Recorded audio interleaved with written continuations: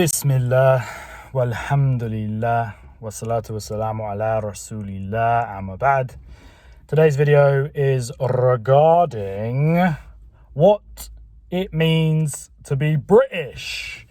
So this came as a suggestion from a dearly beloved brother, and I thought I'd jump into it straight away. So obviously I've got my Union flag bucket hat to kick off the video. Big up your good selves. And I'm obviously wearing the rugby jersey for England, and we have the English rose, and I thought I could jump straight into that because of course Britain is made up of 4 nations.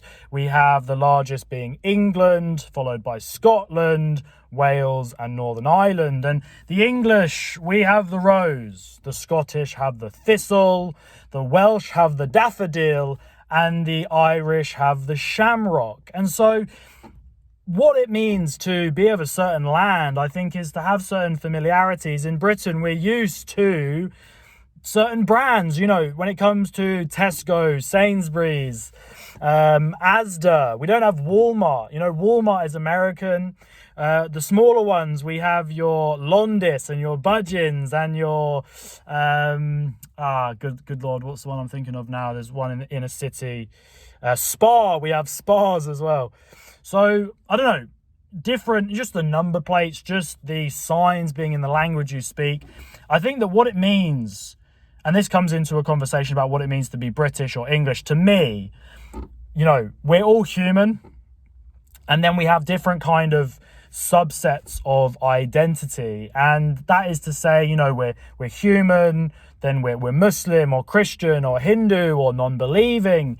Yes, we have a certain ethnicity, but what I wanted to almost say, to be honest, is that what I think somebody who is ultimately foreign in relation to, let's say, Britain, let's say they come from a Commonwealth background, or they come from an African, Asian background, but they speak the language, they're assimilated into the culture. I think that those people in many ways can claim to be British because they're almost adopted. You know, when somebody, let's say somebody's adopted into a house, so, you know, their parents have adopted them, they have the same last name, they have the same accent, they have the same culture, they have the same upbringing, but they're not of the same bloodline. Well, what significance does that really have? I think that, to be honest, a big issue when it comes to the idea of identity is a smittance, if that's the right word, a dash of racism, and kind of, you know, it becomes an ethnicity thing. And so it's like, people of this island, you know, they're white. But although that is historically true to some degree, this is ultimately an island of immigrants. I was speaking to a gentleman just yesterday who for 6 generations have been born and raised in Liverpool, like a proper Liverpudlian fella. And he said, I was looking back and, you know, I've found Prussian and Mexican roots. And it's like, well, there you are. You know, the Mexicans aren't white. The Prussians are. But, you know, this is really an isle. You know, England is like the land of the Angles. The Angles were Germans. So, you know, the Germans now have a different culture, a different language. They might be Caucasian, they might be European, and we might see at first sight more in common with those that look similar to us. But I think that's the beauty of Islam, is that you find more in common with those that share the same beliefs rather than those that share the same ethnicity. And I think that's a beautiful thing. That's the thing that binds people together, is that our brothers and sisters are brothers and sisters in faith rather than in ethnicity. And so Islam does a beautiful job of breaking down racial animosity. Then it goes into the difference between what it is to be English and what it is to be British. And I think that England is a more specific identification to, of course, the country of England. And you often find that Welsh, Irish and Scottish people have their own identity, and one that obviously has linguistic roots as well, because the Welsh have their own language, so do the Gaelic, the Irish and the Scots have a very rich history as well, which is one that, you know, had to tangle with the authority of the City of London being imposed upon Edinburgh and Glasgow. My point being that Britain, I think, is a potentially incredibly unifying force. I'm a unionist at the end of the day. I think there's a big value in Britain, because although I am English, I do see myself as British as well, and I love Wales and Scotland and Ireland. And I've never been to Ireland personally, but I'd love to go one day. Wales and Scotland, on the other hand, I have been to, and these are places of immense beauty. And I respect and love the people's attachment to their own identity. At the end of the day, we all speak English. Now, I know that goes beyond just this island, but there's a lot to be proud of, I think, in this country. The beauty, the landscapes, the grasslands, we've got fertile land. We've got beautiful animals. I don't know, you can look at everything both ways. What is there to be proud of? We've got a kind of a mixed history. But Britain, for me, like, I see myself as English British. So Britain, it's like European. Probably somebody could see the European Union, again, as a unifying, binding force. And I understand the both leave and remain arguments in light of the recent political referendum of Brexit. But because then it takes away autonomy from individual nations, and arguably Britain wants more autonomy. I get that. But, the European Union, one could see themselves as French European, German European, Italian European, Polish European, and so on and so forth. And in the same way, one can be English British, Welsh British, Irish British, Caribbean British, subcontinent British, Indian British, Pakistani British, African British, because, we colonized half of that continent. And so people were invited by the British government at the time to come and contribute to our society and to our economy with great success. Nigel Farage, bless him, made his maiden speech in Parliament just a day or two ago, and I watched it, and he mentioned that, from the Second World War up until the Labour administration of Blair that began in 1997, if I'm not mistaken, we had net migration approximately 30 to 50,000 each year. And now it's going into the millions. And obviously that's a huge increase. And so it's not unreasonable to suggest that could destabilize society. And we all know that there's a lack of housing, and there's higher than ever waiting lists to get, medical appointments, and inflation and cost of living and stuff. It's all having a knock-on effect. And so you understand why people who have lived here all their lives and have seen kind of a real decrease in the quality of life year after year, decade after decade, would be complaining, why is there such a hike in immigration, and in particular, why are we not being as tough on illegal immigration as we were a couple of decades ago? I get all that.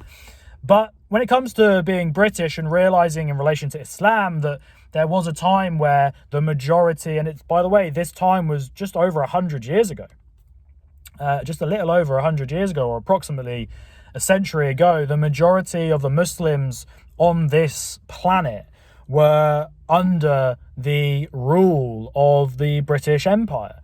And so we have a long past of, cooperation and collaboration with Muslim folk. And Muslim folk, part of the religion of submission is to, as long as we are given our religious freedoms and we are given, space to practice, and we're not, what's the word I'm looking for, under some kind of authoritarian and discrimination regime, then we go with the flow and we respect the authority and the leadership that's in place. And that's one of the beautiful things about this country, is that, we do have that. There's thousands of mosques in Great Britain, and we are given the freedom to practice. 40% of those that fought in the Great Wars, World War I and World War II, were from the Commonwealth, and a good proportion of those were Muslim folk. And they did that voluntarily to uphold the British Empire, because it was under threat from something that would, in fact, have infringed upon their religious freedoms. Just look at what, the Nazi Germany and the fascist Mussolini and such, what they were aiming to do. It was to tear down religion, to tear down minority groups. And so you have to have, an open mind and accept that, yes, there are some bad parts of the history, but those are also it's only fair to see the good alongside the bad. And we did at least provide room for religious freedoms. I'm not bigging up everything that the British Empire did. But at the same time, I think there's also something magnificent about it's something that humbles you when you see great buildings and great bodies of water and mountains and something so big. It makes us understand our place and, you know, our short time on this earth. And I think something like the British Empire, the largest empire known to man, there's something colossal in that. There's something great about that. Obviously, the Islamic Empire was the largest land empire, but obviously Britannia ruled the seas. And so, I don't know, look, how do you speak? You know, if you're from a certain area, like, you know, Liverpool, if you're generation after generation, you're from the docks, you're Scouse, then you're going to feel an affiliation to Liverpool. And you might think, right, I'm not English. I don't see myself as English. I see myself as Mancunian. I see myself as Liverpudlian. I see myself as Brum, you know, from the Midlands. I see myself as Cockney. I see myself as Cornish. I see myself as Geordie from the northeast of England. And that's all well and good, but these places, in all reality, are on the British Isles. So as a result, if you feel that you're Mancunian, if you feel that you're Cornish, then you are by definition British because you're on an island, mate. You're on an island, and that island is Britain. A beautiful island. And if you speak in English and you understand cups of tea, full English breakfast, you like football, rugby, cricket, these are all English, mate. I think what I was saying to a work colleague just yesterday is that often people don't realise how British they are until they leave Britain and they see how different cultures and societies operate, and it feels foreign to them. And there's a comfort in knowing kind of your environment and how people speak and how people act, and you don't feel like you're sticking out like a sore thumb. So what does it mean to be British? It means to be of this island. Now, you can be an adopted Brit, and what that basically means is an adopted Brit in a historical context would be somebody whose, you know, lineage to some degree has migrated here. And I think, to be honest, that's pretty much everybody. Now, you could have you know, it's probably a bad word to use, but a purer lineage in relation to kind of being, you know, Anglican or, you know, being Germanic or Celtic or, you know, I don't know who the people were back in the day. You know, you can trace your lineage right back to being Roman. For me, what it means to be British is, you know, it's just where I'm from. It's just who I am. I don't know how to describe it. What I'm not is French. What I'm not is German. What I'm not is Mexican. What I'm not is American. What I'm not is Norwegian. I've got Norwegian friends, Swedish friends, Scottish friends. I've got friends, you know, when I went to school with, Germany, Japan, Greece, you know, friends from Nigeria, my wife's family, you know, from East Africa. I'm not Saudi Arabian. I'm not Australian. I'm British and more specifically English. And obviously England is the largest of the countries. It's the most powerful of the countries. And, you know, the power is held in Westminster and the City of London. No doubt about it. And, you know, your accent, for me, you know, I'm quintessentially from the south, relatively, of the country, because I say Bath and not Bath. I say grass and not grass. I say duck and not duck. You know, there's different, and this is fine. I love the Yorkshire people. I love the Lancashire people. I love the Scouse people, the West Midlands people. And I love the Cornish people. That's where my father resides, down in Cornwall. And I love I've got the Cornish flag literally stuck on my car window in front of me, the white cross with a black background. And as I also have the city of Manchester established in 1853, I love Manchester. I love North London because I'm an Arsenal fan. I love my home county of Buckinghamshire, you know, the Aylesbury Duck, the Buckinghamshire Swan, royalty, aristocracy, their history, the National Trust. I can't explain it, although I'm trying to ramble to the camera to give people a flavour of what it means to read English, to know the history of England. I love the history of this country. I don't know the history of any other country as well as I do this country, and I don't know the language of any other country than I do England. And so that's the main thing I wanted to get across. Britain is a union of the Great British Isle and Ireland, and I'm all down, and I'm happy that the Irish have their independence and you have the Republic of Ireland. But do remember that the British folk and the Irish folk have uniquely the ability to live and work visa-free indefinitely. And a British person can go and live in Ireland for, I think, 7 or 8 years and just gain Irish citizenship. So Britons and Ireland folk are really two peas in the pod as well. We're neighbouring islands off the mainland Europe, and we share a history. I know that part of that is exploitation, is a power struggle, but is that not the history of humanity in all ways? And the upper hand and the lower hand, the slave and the master, they're both bound into a relationship whether they like it or not, and humility and perspective, I think, plays a huge role. So, like I say, this channel, it's for English-speaking folk, people who maybe want to improve their English. They can listen along to hear what I'm saying, hear the accent of somebody who was born in the British, or rather the English countryside, just north of the capital, London, and listen to my experience of embracing Islam, which I think is for all humanity, and again is another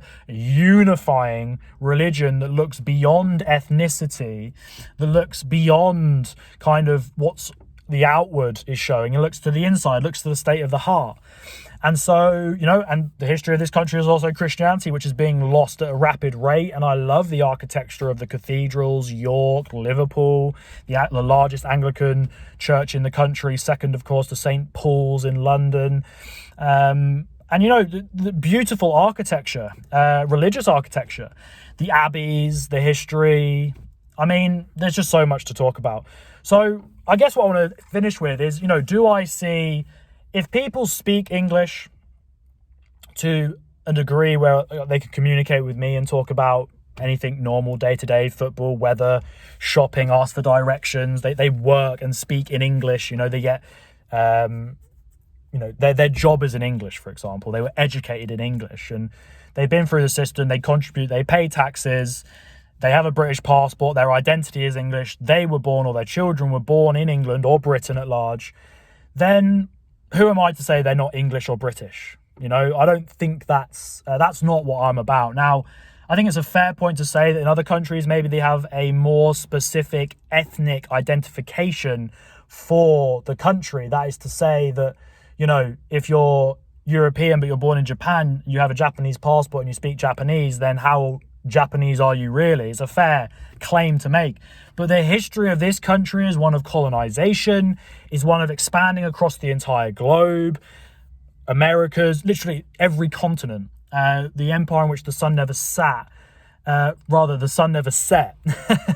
And as a result, we started to become a more diverse country because we had tentacles across the world. And so that's why you have Bengali Brits, that's why you have Chinese Brits, and although they're very much Chinese, they're also British. You see a Cantonese person who's come here, as they do, with special visas to because of our relationship. In fact, in Manchester, for example, at the there's like an Angel Meadows Park. It's right behind St. Anne's Square, where there's a beautiful St.